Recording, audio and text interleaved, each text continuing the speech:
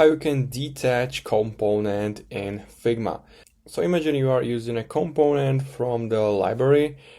If you go to assets and here are some components, let me try to find some example, for example this one, and I'm gonna add this, insert instance, and it's made as a full component.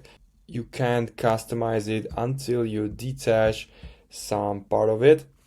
As you can see, it's in the purple line, so it's a component, and I want, for example, change this primary button.